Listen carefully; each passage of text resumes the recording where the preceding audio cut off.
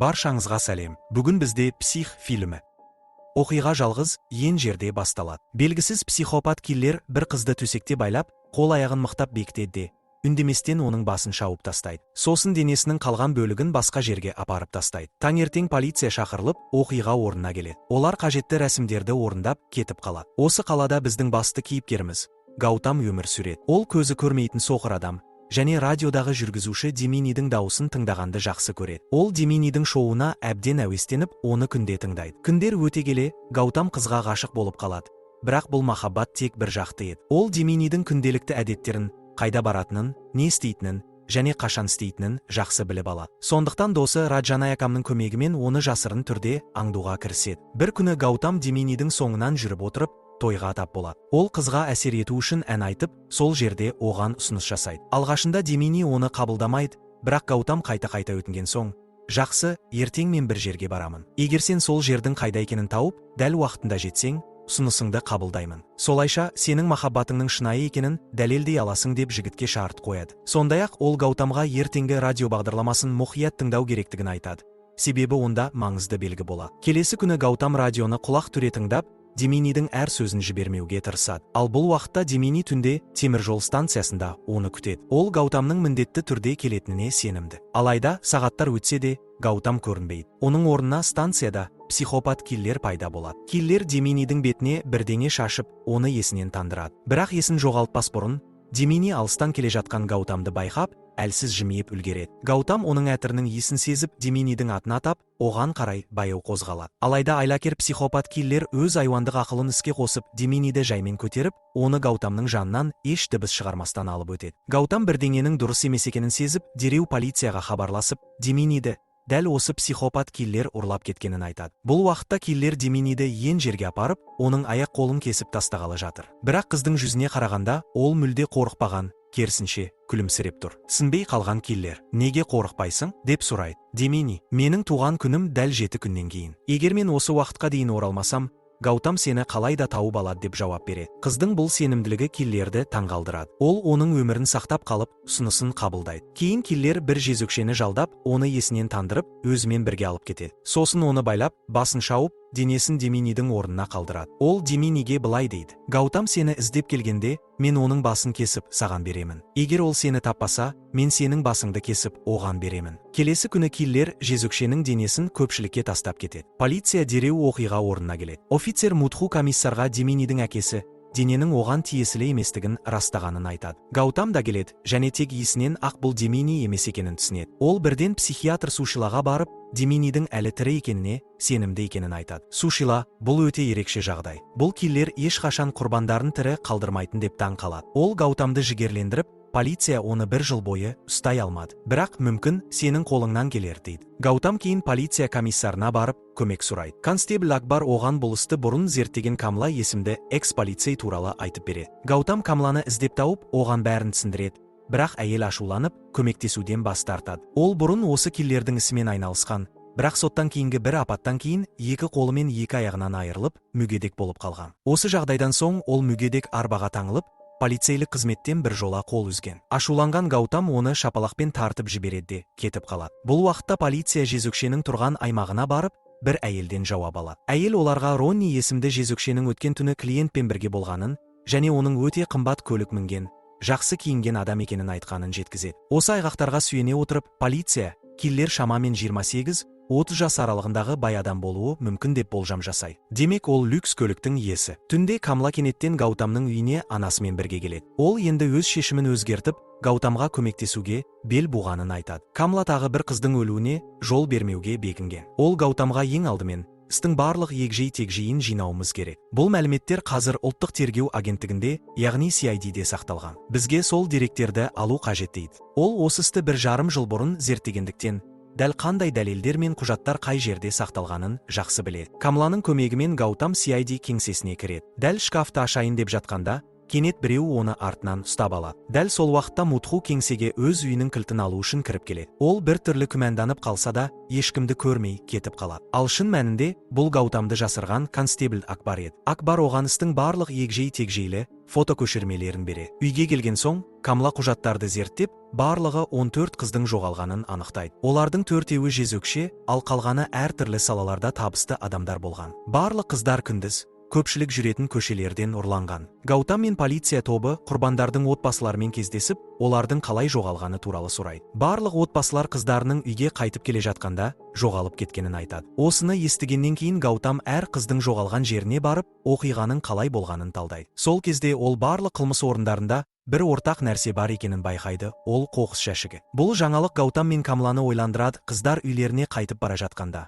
қоқыс жәшігінің жанында бір нәрсе көріп, сол себепті көліктерінен түскен болуы мүмкін. Айналадағы балалардан сұрағанда, бір бала Рупа есімді қыздың күшікті ұстап тұрғанын көргенін айтады. Гаутам мен Камла киллердің әуелі сүйкімді күшік сатып алып, оны қоқыс жәшігінің қасына қалдыратынын болжайды. Қыз күшікті байқап, оны тексеру үшін тоқтағанда, киллер өзін күшіктің иесі ретінде көрсетіп, оны беруін сұрайды. Қыз жақындаған сәтте, ол оны есінен тандырып, ұрлап әкетеді. Келесі күні киллер дәл осы әдісті тағы бір қызға қолданбақ болады. Бірақ бұл жолы ол сәтсіздікке ұшырайды. Өйткені Камла мен Гаутам твиттерде барлық адамдарға қаңғыбас күшіктерден аулақ болуды ескертетін жазба жариялаған еді. Адамдар бұл ескертуді оқығандықтан, қыз оның тұзағына түспеді. Твитке ашуланған киллер хакер жалдап, жазбаны өшіртеді. Содан кейін сол хакерді де өлтіреді. Сол түні ол қашып кеткен қызды қайта ұстап алады. Бұл жолы ол қызды өлтіріп денесін қақ бөліп, оның төменгі бөлігін Гаутамның үйінің алдына тастайды. Қасына алдын ала туған күніңмен деген жазба қалдырады. Гаутам денеден бір түрлі иіс сезіп, Камлаға бұл иіс жезөкшенің денесінен де шығып еді дейді. Олар тексеріп, бұл иістің шошқа фермаларынан шығатынын анықтайды. Алайда барлық шошқа фермаларын тексергенде, олардың ешқайсысында күдікті сипаттағы жас иесі болмайды. Бұл уақытта Гаутамды аңдып жүрген Мутху шошқа фермалары туралы мәліметті біліп қояды. Ол олардың біріне барып, дәл киллердің өзіне тиесілі фермаға тап болады. Мутхуды көріп, шошып кеткен киллер оны есінен тандыратын дәрімен шаншып, қылмыстарын жасайтын бөлмеге қамап қояды. Кейін Демини есін жинап, Мутхуды тауып алады да, оны оятуға тырысады. Ол Мутхуға қашуды өтінеді, бірақ Мутху мен қашып кете алмаймын дейді. Арада көп уақыт өтпей, психопат киллер қайтып келіп, Мутхуды да өлтіреді. Гаутам мен оның тобы барлық шошқа фермаларын тексеріп шыққанымен, ешқандай дәлел таба алмайды. Алайда Камла киллердің осы фермалардың бірінде жасырынғанына сенімді еді. Еш нәтиже шықпаған соң, шарасыз Гаутам өзін кінәлі сезініп, сол түні жалғыз үйде қалуды ұйғарады. Сол сәтте киллердің көлігі оның үйінің жанында пайда болады. Гаутам бұл көліктің киллерге тиесілі екенін түсініп, әдейі сыртқа шығады. Қолына кактус өсімдігін ұстап, көлікке қарай беттейді. Бұл уақытта Ражанаякам алыстан бақылап, киллердің көлігімен аңдуға кіріседі. Олардың арасында ұзақ қуғын басталады. Алайда, өкінішке қарай, киллер Ражанаякамды өлтіреді. Содан кейін оның телефонын пайдаланып, Гаутамға қоңырау шалып мен Деминиді оның туған күнде өлтіремін деп қорқытады. Келесі күні Гаутам Ражанаякамның өлімін естіп, қатты қайғырады. Ражанаякам оның көзімен нағыз досы еді. Аутопсия кезінде дәрігер Ражанаякамның заттарын Гаутамға тапсырып жатып, киллер оның оң қолының шынашағын кесіп алып кеткен дейді. Бұл сөзден кейін Гаутам Камла мен оның анасына қарап, мен енді киллерді қуаламаймын дейді. Камла ашуға булығып, егер осылай оңай беріле салатын болсаң, мені қараңғылықтан не үшін суырып шығардың? Маған неге үміт сыйладың? Мен саған сеніп едім. Егер мен сол кезде колледждің баспалдағынан құлап түспегенде, бұл істі баяғыда өзім-ақ шешетін едім деп айғайлайды. Колледж деген сөзді естігенде, Гаутам мен Камла бірден бір жарым жыл бұрын Камла барған оқу орнына жүгіріп бара. Сол жерде бір студент өлтірілген болатын. Сондықтан Камла бұл жерге бұрын келіп, тергеу жүргізген. Камера жазбаларын тексеру кезінде олар жүзін жасыруға тырысқан күдікті адамды байқайды. Камла мен Гаутам дереу колледж директорымен кездесіп, оған видеодағы жанында отырған адамның кім екенін сұрайды. Директор мен оның кім екенін білмеймін, бірақ ол солақа екенін анық айта аламын. Ол іс-шара кезінде попкорнды сол қолымен жеді, ал оң қолы үнемі қалтасында тұрды дейді. Осы мәлімет Гаутамның санасында бірден байланыс құрады. Ол дереу Ражанаякамның заттарын қайта қарап шығады. Нәтижесінде киллердің оң қолының кішкентай саусағы жоқ екеніне көз жеткізеді. Бұл Ражанаякамның өзіне қалдырған соңғы ізі еді. Бұрын киллер Гаутамның үйіне келгенде, Гаутам оның көлігінің шиналарының ізін жасырын түрде өлшеп қойған болатын. Осы ақпаратты пайдаланып, ол мен Камла әртүрлі көлік компанияларынан сұрастыра бастайды. Ақырында олардың еңбегі жемісін береді. Бір көлік компаниясының қызметкері оларға Англимал есімді адамның сипаттамалары күдіктіге сай келетінін айтады. Ол қонақүй мен шошқа фермасының иесі екен. Киллердің орналасқан жерін анықтаған соң,